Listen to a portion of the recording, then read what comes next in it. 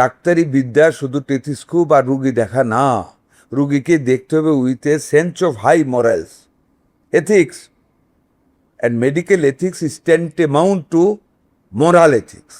মানুষের নৈতিকতা, principles of মরালের সাথে এটাকে এক পারে তুলনা করা যায়। আজকে ভালো ডাক্তার অথবা ডাক্তারের সিনসিয়ারিটি, এই যে দেখেন আপনি বলি whether the doctor is in the public sector ও private sector, that is immaterial, doctor is doctor. এই যে সিলেটের সুনামগঞ্জ মেডিকেল কলেজ হাসপাতাল 250 বেডের 4 তারিখে একটা মেয়ে, একটা মা স্ট্রোক করে ভর্তি হয়েছে, তার সন্তান থাকে লন্ডনে। হাসপাতাল নিয়েছে, ইমার্জেন্সি ডাক্তার ঘুমায়।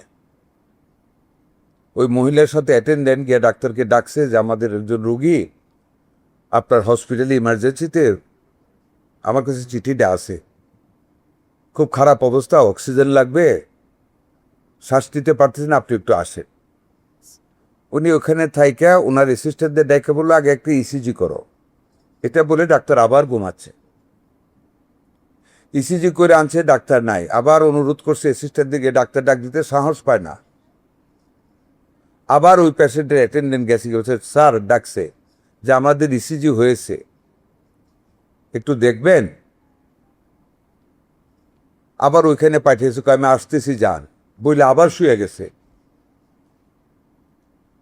ওই অ্যাটেন্ডেন্ট কোনো কিছু না বুঝে ডাক্তারকে তাড়াতাড়ি নিয়ে কি করবে, এখানে অ্যাটেন্ডেন্ট পাচ্ছেন, ওই রুগীকে নিয়ে সিলেট শহরে এসে বসে 2 hours by that time after getting admission in to the hospital she died. Meanwhile যখন সে সুনামগঞ্জ হসপিটালে, তার ছেলে লন্ডন থেকে ডাক্তারের সাথে কথা বলেছে, সেখানে ডাক্তার তার সাথে ভালো ব্যবহার করেনি। I am going to investigate from tomorrow this thing. I have receive the letter today, the copy forwarded to the civil surgeon and the director is forwarded to me two. এখন আপনারা বলেন, আপনাদের শিক্ষা ব্যবস্থায় ডাক্তারদেরকে ওই এথিক্সগুলি তো শিখাতে হবে।